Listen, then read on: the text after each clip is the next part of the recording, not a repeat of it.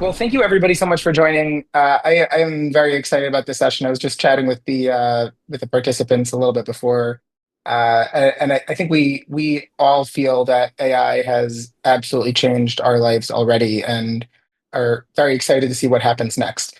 So, I originally began speaking about this webinar as an idea with Wisor a couple of months ago, and we decided, hey, let's just jump in and get people that know what they're talking about, and specifically people that aren't here to BS and push products or push ideas, push products or sell, but educate. And the goal of this webinar is really to be just that, to be concrete and to provide hard value for freight forwarders when it comes to AI. So today, what we'll do is we'll start with a quick 10-minute overview from Freightos' CEO, from Schreiber, talking a little bit about AI's long-term progress, and that'll run it Bink on Tzvi's computer science background. And then we'll jump into a very, very concrete panel with three incredible people that just live and breathe where freight and technology meet each other in the real world. So I promise that this is going to be a non-bullshit session, and we will get to like the real meat and potatoes of what AI means. And I ask you, the attendees, if you feel like we're tiptoeing over the line and not driving hard value, call us out on it in the chat, and hold us to task, because that is what we're all here for. So speakers today on the panel, like, as I said before, we'll start off with Tzvi. And after that, we will jump into the panel discussion with Charles, Conrad, and Raz. I'm not going to read out the names. You can just read exactly what everybody does. But I can tell you that I've personally spoken to every single one of them multiple times, and they just live and breathe this stuff. So first of all, Charles, Conrad, Raz, thank you so much for joining us. I really appreciate you taking the time and being willing to share information. And again, most of the attendees here are freight forwarders. So I think it's not something that should be go unsaid, but by the freight forwarders that are willing to share information with colleagues and potentially competitors. And I just think that that's one of the really nice things of this industry as a whole. And of course, Raz, who's the CEO and founder of Wisor, who's working with freight forwarders every single day when it comes to AI. So, panelists, thank you very much. You guys can go video and audio off, and we'll pull you back in as soon as Tzvi finishes. As a very, very quick word of intro, Tzvi is the CEO and founder of Freightos. I've had the privilege of working with him for 11 years, side by side at Freightos, and he is just completely immersed in the world of AI, and can provide us a really good perspective on how it's evolved over time.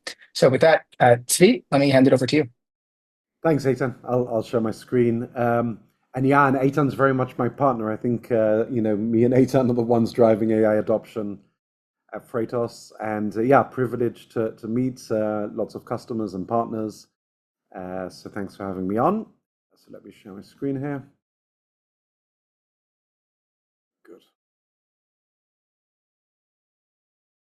Okay, so I'm going to spend. I've got maximum sort of 10 minutes. I'm going to spend maybe 4 or 5 minutes on just a little overview of what's going on with AI, and then 4 or 5 minutes on a case study of how we applied AI to a particular topic of dynamic pricing for airlines. My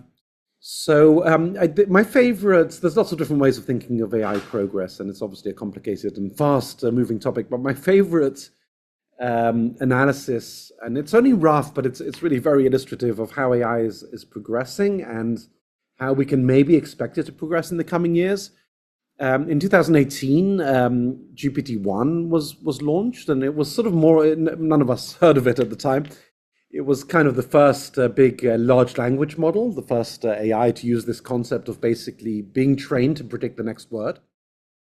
So this idea that you can train an AI to predict the next word in a sentence was born in 2018, and based on an architecture called the transformer. Not important for now.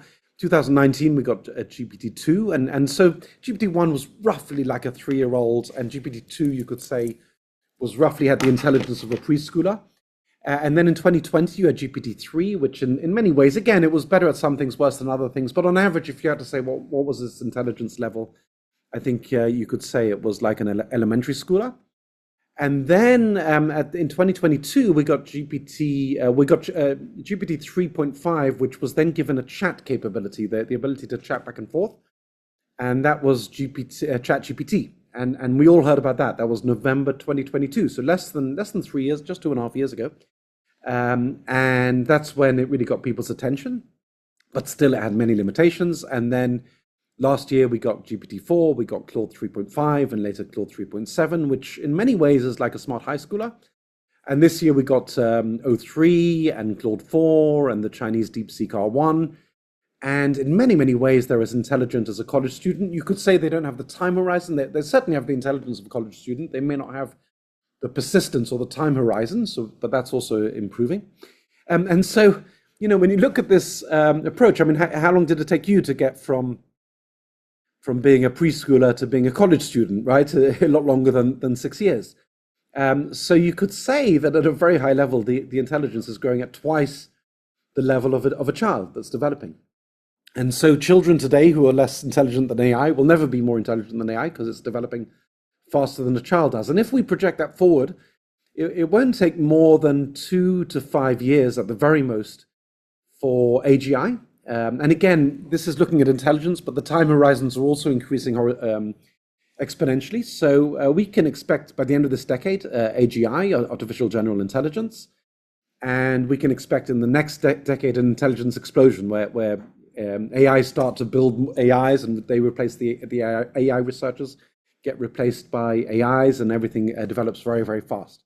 So that's a very exciting and very scary scenario. Now, when you look at this year, at the same time that AI sort of got college students' capabilities, it did what college students did, and it developed agency. So in the same way that around the college age you leave home, AIs have started to be trusted with agency, and AIs now write code, and they've been trading stocks for a while, and they book flights a little bit. But writing code is a very, very strong use case, and some estimates like 20% or so of the code being written in the world is being written by AI agents already, and that's growing very rapidly every single month. So the way I like to look at AI, this is my sort of favorite framework. And I sort of do a quick report on this on my LinkedIn every month, but I look at 3 areas of progress: intelligence, and I would add to that now maybe intelligence and time horizon. That's sort of a new insight that's in the industry. Agency, machines, robots, of course, and then the 3 levels of risk: misuse, alignment failure, where AI is being actually doing on its own, having the wrong values, or disruption, when AI is working exactly as intended, but it's causing unemployment, causing social unrest. So these are the things that I like to track.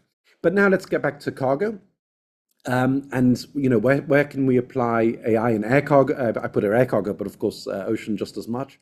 I originally gave this presentation in an air conference, so apologies for that. So well, you can apply it everywhere. So the most obvious use cases are using chatbots like ChatGPT and Claude, and they can be used to digitize documents. They can be used to write code. They can be used to automate customer support. But I think what's more, everyone sort of, those are obvious use cases, but the more interesting things is when you're doing specific AIs, which are trained for specific logistics things, whether it's optimizing loading or optimizing routing or exception handling. The most interesting use case, and this is where I'm going to give you one example, is when you use AI together with unique data, whether it's network design or the case that interests us most, because we're into pricing and booking, or rate and booking. So how do you automate setting a price, which is something which carriers and forwarders and deal with every single day? And so this is where we've done a very interesting, I think, case study with airlines, and because airlines are really mismanage their pricing. And so this was an example of how, back from 2 years ago, but I'll skip to now because it hasn't changed much in 2 years. This is an example on our WebCargo by Freightos AI booking of what it looks like now when you do a search. And I've blanked the airline names, but you can see some airlines are at 110 and they're leaving tens of percent on the table because they could charge 130, that'd still be the cheapest. So they're giving up 20% of their revenue and they could still be cheapest. And these guys are charging 435 euros per kilo in this particular case and way above market, and their planes are going to be empty. And most of these guys, you can see that most of them have flat prices, in other words, fixed prices, not dynamic. Although a couple of them, do have dynamic pricing. But this is the state of the industry, that airlines are pricing incorrectly. They're pricing manually and statically in most cases. And so we did some AI to automate that, but using, and it was a specific AI trained on our data, because we've got a history of millions of bookings and tens of millions of searches. So we can see. So the most obvious idea here is to say, can we replace the airline pricing manager with AI? But it turns out the airlines don't want to replace the pricing manager with AI at this stage. So instead, we said, can we model the customer behavior? In that case, it's usually a freight forwarder. Can we model customer behavior and therefore give them a model on which they can test their AI hypothesis? And so we took literally tens of millions of searches and millions of bookings, and we said, when freight forwarders see our web cargo matrix, what do they book? And we trained an AI to figure out that 20% of freight forwarders always book the cheapest, and 20% will pay a premium for Lufthansa, and 20% will always book the quickest, and that kind of thing. And we can actually predict in 90% of cases what freight forwarders will book given a particular market scenario, given the competitive prices on that matrix. And now we allow the airlines to run that again and again and create a whole demand curve and say, okay, if I charge $1, how many bookings will I get? If I charge $2, how many bookings will I get? And we run each one against our Skyrate AI to predict the customer behavior. And potentially we could do the same thing with freight forwarders, but this particular case study was with airlines, where we can predict with great accuracy how much bookings they'll get at any given price level. And we can run the AI again and again to create a whole demand curve. And then, of course, it's up to them, and based on their own strategy, to decide, do I want to be at $2 and optimize my gross profit? Do I want to optimize revenue? Or maybe I don't have much capacity, so there's no point getting more demand. That's entirely up to them. That's up to the humans and the business strategy. But they now have a unique tool based on a AI which has been specifically trained on our data, which allows them to predict with a lot more science than before what any given pricing decision will mean to their volumes. So we had a lot of fun building this prototype. We're getting some very good feedback from the airlines, and I think it's just a good example of what you can do when you match AI with a unique data set and train it to solve a thorny problem in the industry, which is what is the pricing. All right, good. Well, I'm excited to see the panel, so I'll stop talking and hand back to Eytan on the panel. Okay, well, thank you so much, Zvi. And I think it's really interesting to see how much potential there is once we manage to combine structured data with unstructured data, and the opportunities and also the complexities that come from broader networks. That kind of is what Freight is all about. So thanks for that. A quick note that I skipped in the very beginning, and I'll just say it right now. If you do have any questions, if you have any comments, feel free to drop them in the chat or the Q&A. I'm going to go back to this and share my screen. And in order to make sure that we are driving real hard value, I'm going to use this question as a kickoff, basically going through all three of our panelists, introducing them really quickly and asking them to provide 60 seconds of advice for logistics professionals when it comes to AI. So I'm just going to follow kind of the order of my screen. Charles is the CEO of Exfreight. I believe your claim to fame is the first digital freight forwarder. Yeah. I certainly know that when Freightos just got started, you were I think the only one bidding on the Google AdWords of online freight quote. So I think that gives you some credibility here. I don't know if you want to say another word or two about your background, but if not, you're welcome to jump directly into the 60 seconds of advice. My name is Charles Marrale, CEO and digital founder at Exfreight. Been a digital freight forwarder since 2008, a little bit ahead of the curve. So really, before people even found a use case for it. My advice and what I've learned over the last, I don't know how many years we've been digital is right now AI is changing so fast and so rapidly, it's very hard to keep up with it. So it's best to team up with probably an AI provider who can help you, right, manage this and keep track for it and build you tools that'll make you more efficient. I know some of your questions, Eytan, on LinkedIn yesterday, someone was like, oh, are they going to do anything other than efficiency with AI? Well, efficiency makes us more profitable, more scalable, allows our people to spend more time building their relationships, which are still important. So if you can use AI for efficiency, that's amazing. And it starts off in the mailbox, right? Replying to tracking requests automatically, replies to quote automatically through your API, an API into your pricing system, categorizing and prioritizing emails in the group mailbox, taking documentation in the mailbox, creating TMS, bookings your TMS. This is all possible today, and we're doing it, and you can too. So priority for number one is search for the efficiency. Awesome. All right, thanks, Charles. Moving on, Conrad Franchi is the Chief Digital Officer at Röhlig. I've had many conversations about digitization and freight with him, and he certainly knows what he's talking about. He ran an incredible hackathon just last month focused on AI and logistics, and I know that him and Röhlig as a whole really walk the walk. So, Conrad, over to you. Yeah, thank you. Röhlig Logistics is actually a very classic freight forwarder. So I think it's still it's a family-driven organization with 30 plus countries around the globe, with a strong technology backbone. I think when it comes to AI, we also had our learning curves. So actually, we started 2 years ago to get familiar with this technology.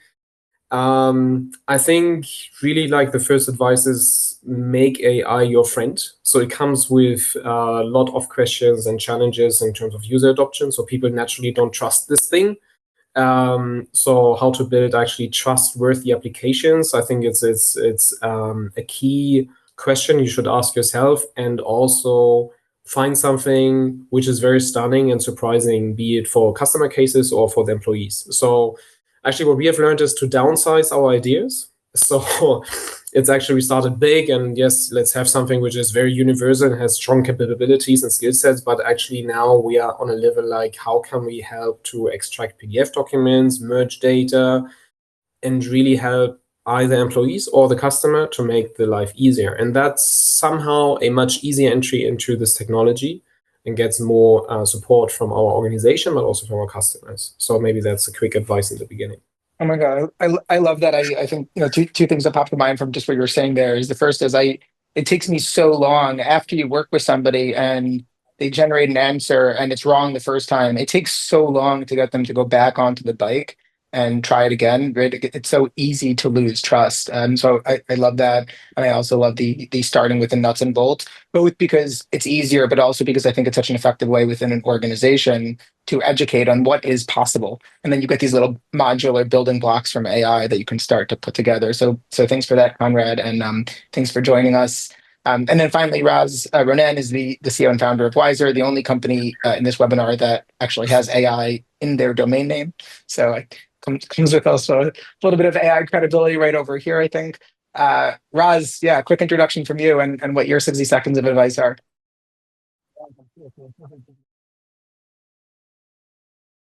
Oh, sorry, your audio is no bueno.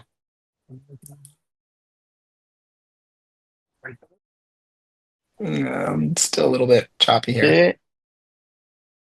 Can you hear me now? Yes. Okay, sorry for that. AI, but the headphones doesn't work. So my name is Ronen, I'm CEO of Wisor, and when I think on AI and in general on product, I think on what is our goal.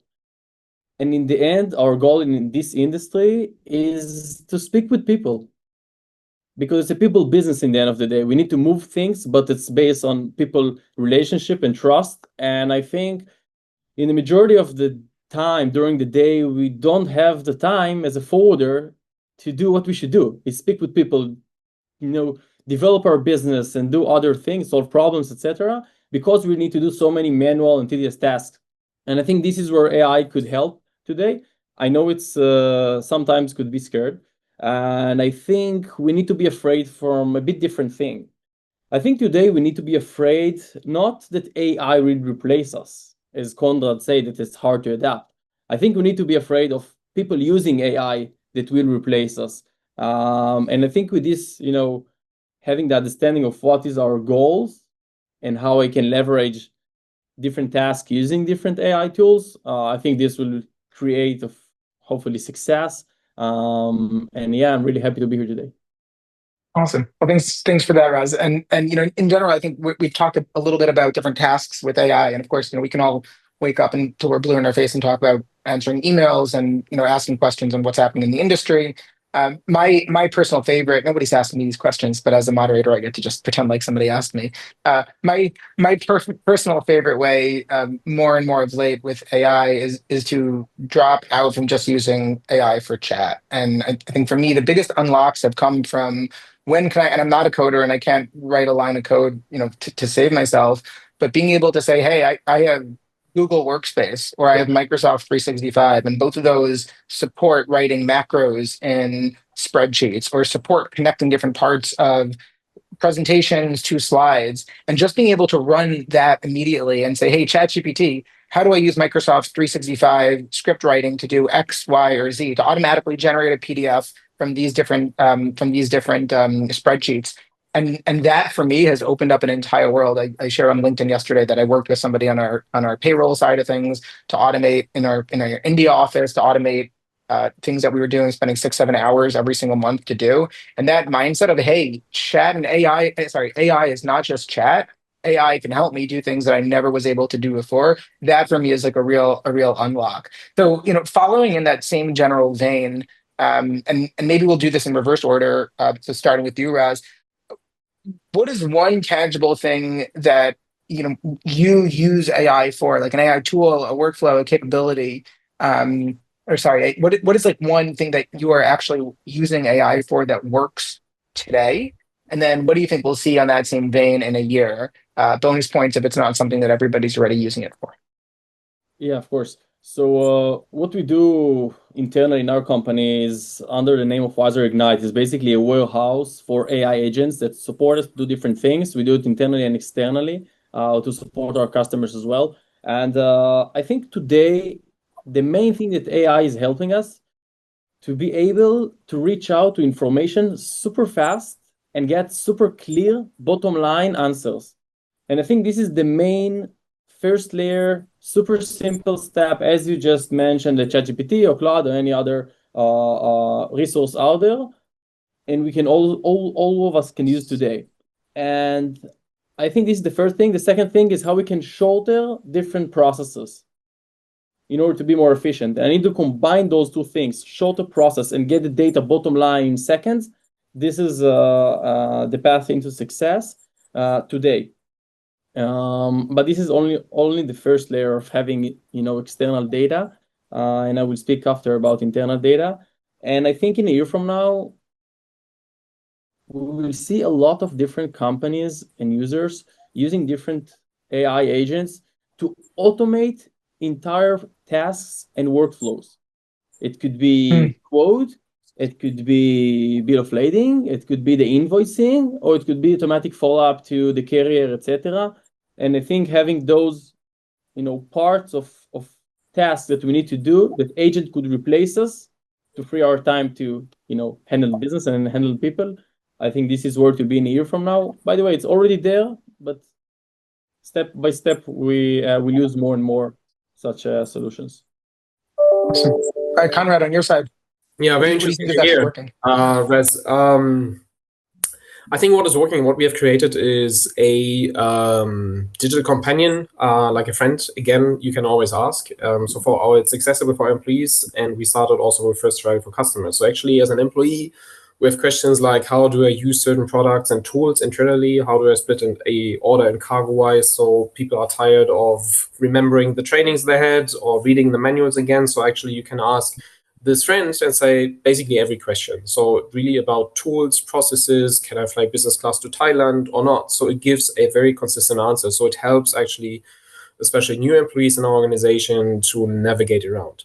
That is quite amazing. And again, like people love it because they can ask Ada, we call it, I mean, it's not super creative, but we ask, you can ask Ada at any time, any question. So it also lowers the barrier to or hurdle to ask a question. So you might be afraid of asking your boss maybe for the travel policy, and you should know actually, but you forgot. So actually, but it helps to have this information accessible.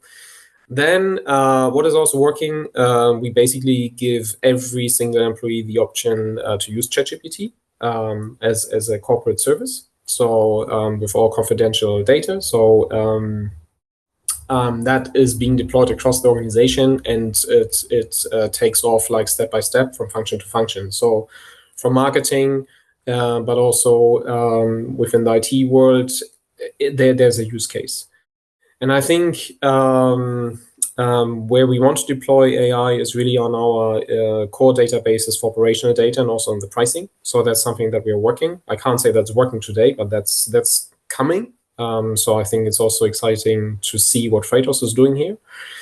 And the last comment is actually, I think with AI, this is something like that has happened to the world. Like, I don't know, the electricity was created and gets accessible for everybody, or the internet was built and all of a sudden accessible for everybody. So AI becomes a commodity and sits deep in certain products, which is available, but is also accessible for everybody. So I think even if we imagine something today, the world might be very, very different. We might see new business models, new products, new solutions we are not even thinking about today, because I think it's open for fundamental change of this entire world. Like the internet has turned this entire business around. Still, I think classic business models have their justification, but also we will see new companies which have a business model that we have never seen before, I think. So really, Totally the world agree. will be full of surprises, but I strongly support this argument. You better use AI and you get familiar with AI. I think there's also no need that you have do the fundamental research. So also back to Charles, what he says, maybe you have some external parties who help you to create certain things. I think it's actually very consumer friendly already. So you can buy it and use it. You don't have to have the fundamental research department in your organization. I like that. I think the part that I think this is a little counterintuitive, but the part that excites me the most about what you were talking about is giving everybody within your organization ChatGPT. Because what we've seen, certainly internally, is that once you get into everybody, it's a little bit difficult. There's a learning curve to how to use AI, and a lot of people are scared to mess around with it or are intimidated by just the blinking, the empty blinking cursor and not knowing what to do with it. But once people start messing around with it and share use cases with each other, suddenly you find people in customer support that are building their own automations and just like finding these new use cases. And you said brave new world, brave new technology. And I think just that groundswell of suddenly having a very, very deep domain expert who has lived and spent their entire life or entire professional career putting together spot quotes or tendering, and then suddenly them understanding with this aha moment after messing around with ChatGPT, oh, maybe I could build something to do X, Y, or Z, and you have this like bottom up development. I think that's like that. We don't make it mandatory. It's just really we leave it as an option and basically say, okay, if you want, you can use it yourself. And sometimes I think it's also not a matter of age. We have really pioneers in our organization. They're 60 years plus, and they like it, and they inspire even young people who, I don't know, sometimes are still afraid also. So I think it's also not a matter of age. It's a matter of curiosity, if you want. And we try to bring these people together to exchange ideas, and this is it works quite well. My wife is a therapist, and she just had a 80-year-old woman who is a client who joined her Zoom meeting with fireflies, for transcribing, and said, since she started transcribing her therapy sessions, she's been getting so much more value out of it. And I totally agree. I think it's amazing. Charles, over to you with this question. So Conrad hinted on some of the use cases we're actually found useful for us. So training, definitely building a RAG in terms of like all of your corporate information, so employees have a resource to go to either by email or by chat to figure out, hey, what do I do in this situation? It's an edge case. I don't really remember the training, and it'll give a response, and it can be, that's a great use case for internal, giving employees ChatGPT and encouraging them to use it as well. We've done that, and essentially our accounting department figured out a way to take statements from carriers and automatically build a process to reconcile it and then send back any disputes to the carrier like automatically. I mean, I didn't even have to do anything. It just basically were encouraged to get involved, and they taught themselves how to build a process.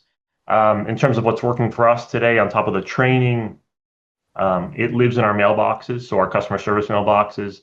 So it's reviewing the emails coming in, it's categorizing them, prioritizing them.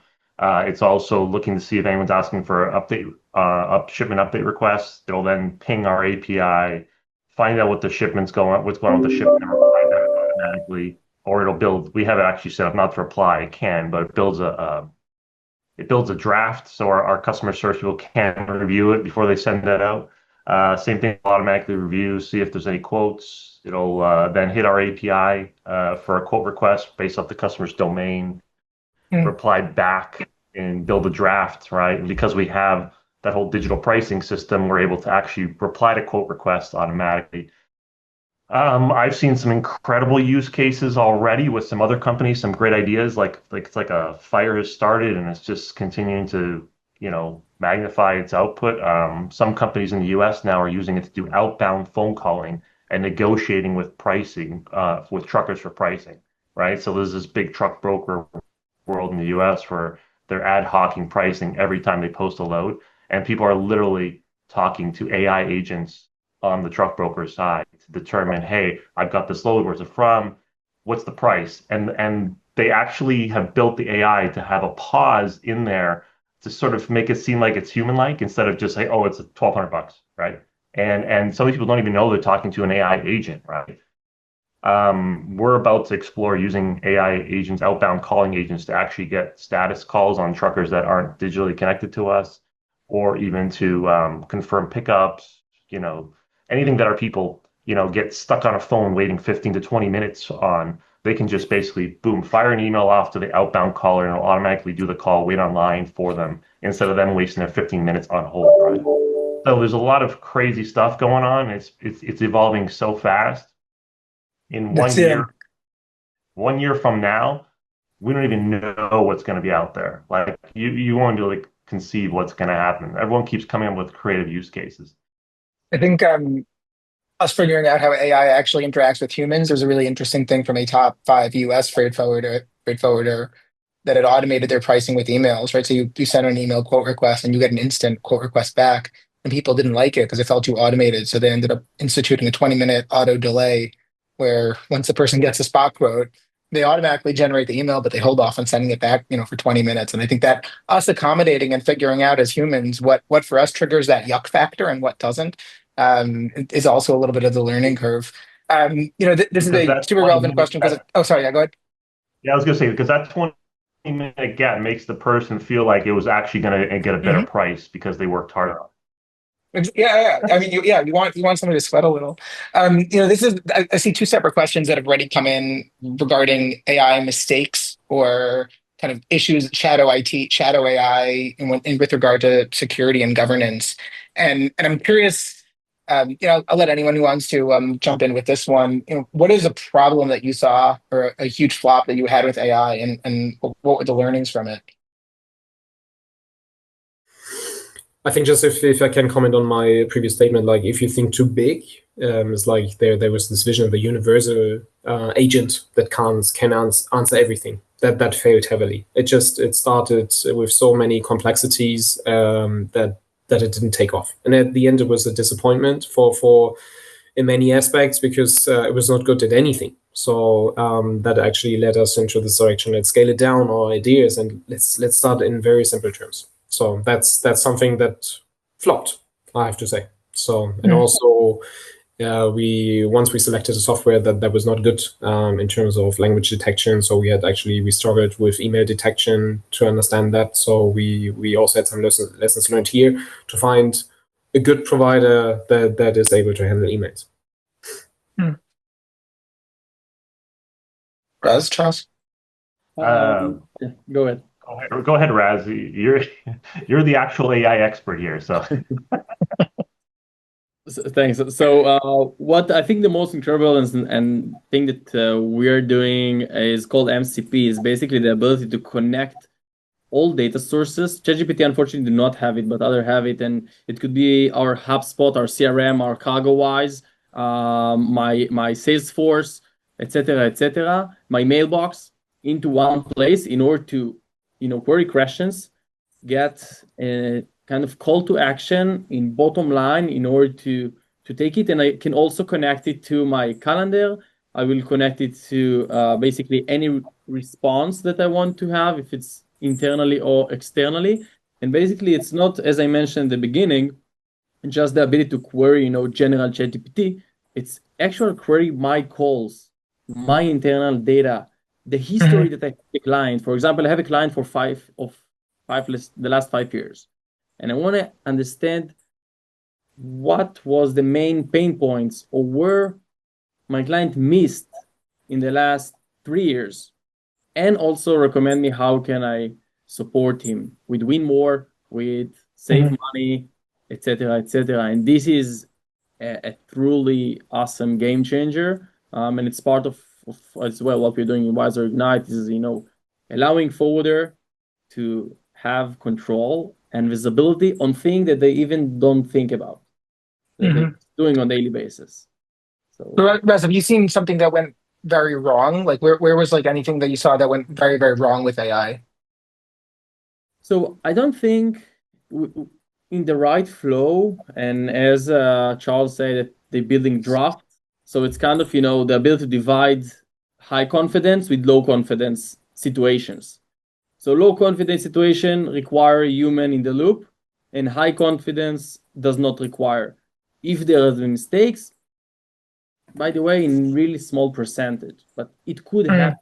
And let's be honest, our people and staff are doing much more mistakes on a daily basis. So, comparing what actually happened to what models can do today, I think the advantages of increasing business, do more and faster, is much more interesting than looking on the potential that you can lose. Of course, being responsible.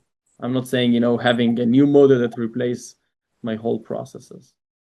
I'll just quickly add to that. Conrad's had a really good tip there. Trying to be overly ambitious and create this one AI agent that can do everything for you is really going to fail, right? We tried that too initially with our email agent, and it was just too overly ambitious, and we had to scale back in order to allow us to fine tune it to a point where we could actually use it.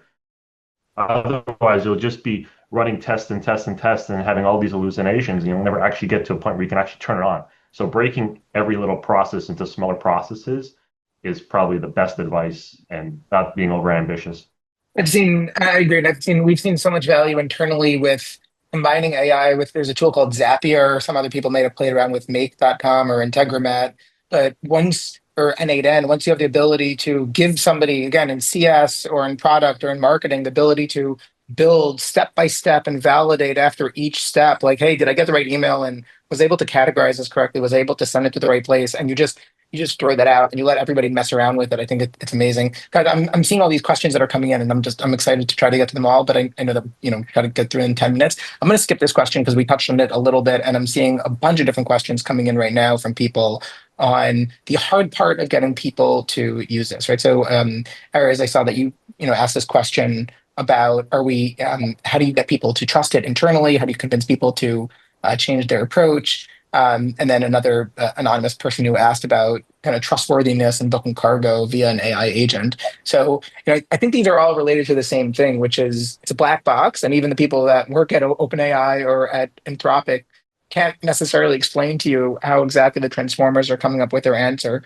So, I think, Charles, let's start with you. How do you build the trust up besides just saying, hey, I'm the CEO, do it? How do you build trust and get people to use AI? The first aspect of it is from our employees' point of view, right? Everyone hears AI and automation, and immediately they think, "Oh my God, I'm going to be replaced, and I'm going to lose my job," right? And it's really about consulting with them and telling them that's not the case. We're here to make your job easier. Every freight forwarder, everyone in operations freight forwarding is already up to here with the amount of work they need to do every day, and just to give them that little bit of breathing room to take away all the emails, which, with AI being now prevalent in our society, it's going to get even more emails because everyone else is creating AI agents, and then they're sending more and more email requests and more requests. So just to give them the breathing room and consulting with them, that's how we get over the fear, and then they start to use it and they enjoy it, and then we encourage them to learn about AI as well, because it will give them job security if they know how to use AI and make themselves more efficient. So that's how we get over the team issues of learning how to use AI or their fears from it. Nice. Conrad, any insights on that? I think a bit like also what Charles said, and I think it's about like finding something that helps people, and I think also to be very open and invite everybody to join this discussion. So we have actually a Digital Friday. It's not an AI Friday, but actually since 2 years we are running a virtual session every Friday.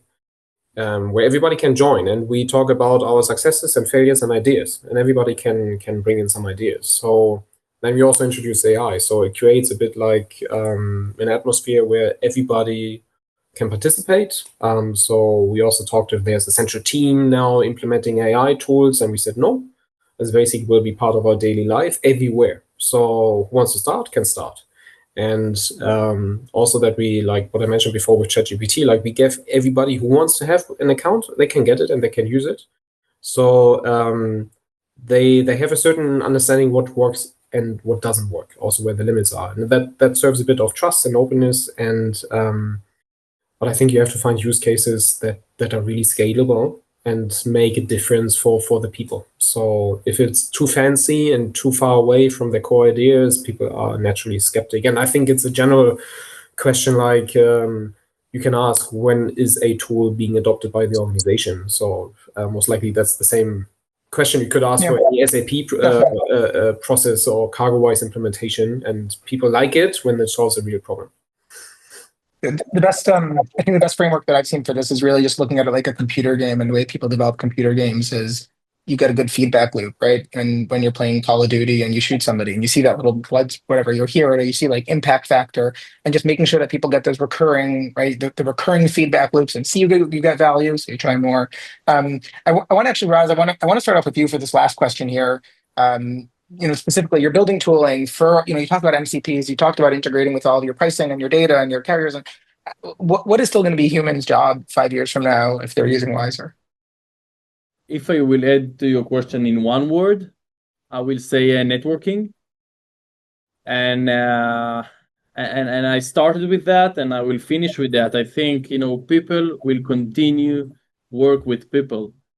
And there will be so many, AI agents that we try to sell to each other, and we try to replace some tasks, etc. But in the end of the day, hopefully, not in the next 5 years, we will not see robots sit on coffee with robots and try to do, business. Yes, they will develop a code that will develop the system, that will test the system, etc., etc. But in the end, it's hopefully will support us as humans.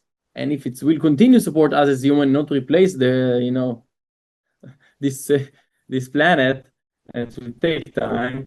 I believe that in 5 years from now, most of the tasks that we used to do today, from procurement, sales, ops, and invoicing, could be almost fully automated. But finding the solution, combining them with the reality and with the physical thing that's moving, I think will need to be people. And I think if today we are operators, I think people will be controllers. And this is the shift where you move from doing things to manage things and control them and decide where to push and where to pull. And I think this is the change that we will see in the next 5 years. Okay. Thanks for that. I want to try to stick to our finishing time in 6 minutes here. So what I'll do right now, we have Q&A coming up soon. I said I'd do 60 seconds about Freightos. I'll shift this to 30 seconds instead to make sure that we have time. In a second, Freightos builds out pricing, quoting, and booking platform that connects freight forwarders across the board. So whether it's interactions with carriers, building out quotes, tendering, procurement, and then doing the same for your customers. We work with a lot of very large companies. You're welcome to reach out if you're interested in learning more. Raz, let me hand it over to you for 2 minutes on Wisor. Amazing. So show my screen for a second. Okay, can you see my screen? Yeah. So I will do a 40 seconds presentation, and then I want to just show you something.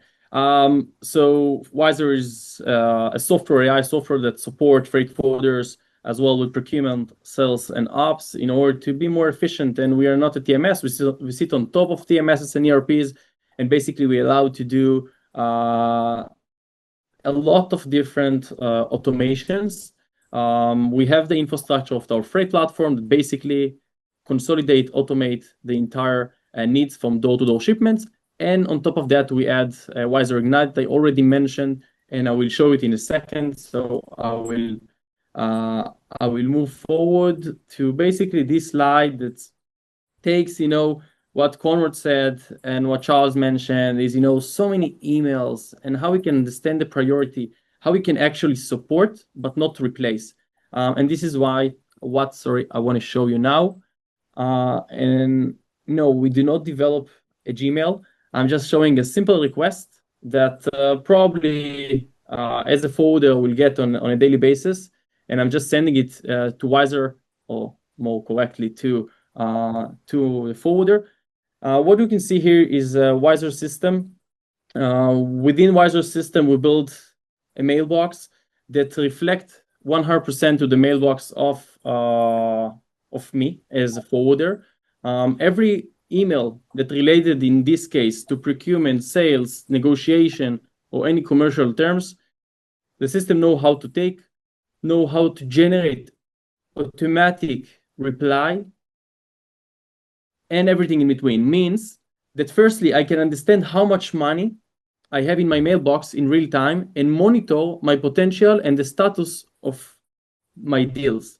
Secondly, I can see, of course, and prioritize and look for the thing that is more important, and for everything is open.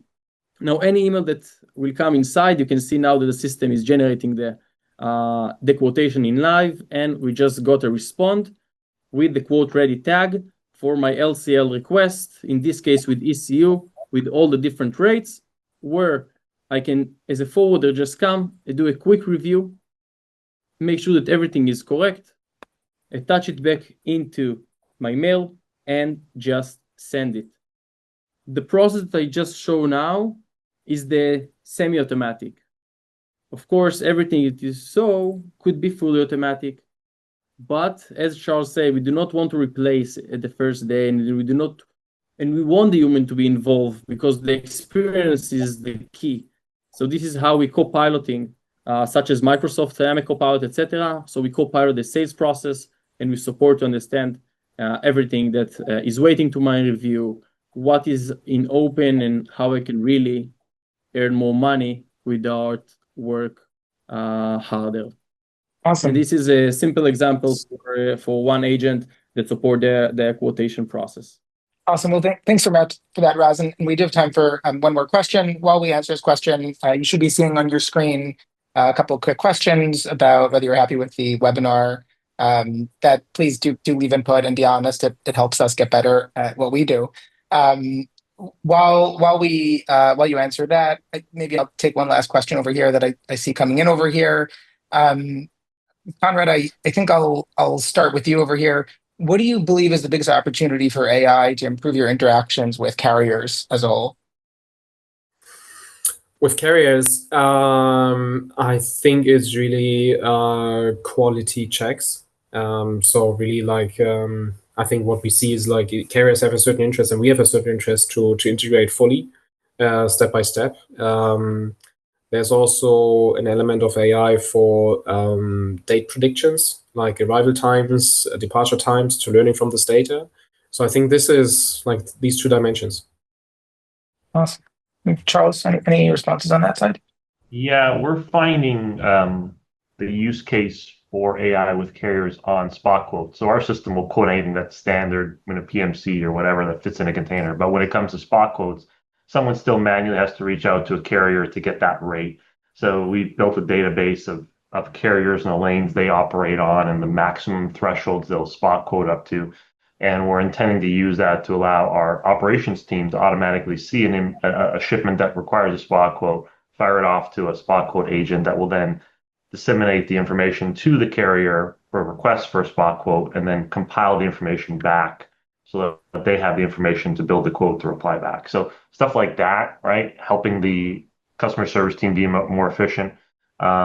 Because at the end of the day, like you said, in 5 years from now, it's still going to be about relationship building.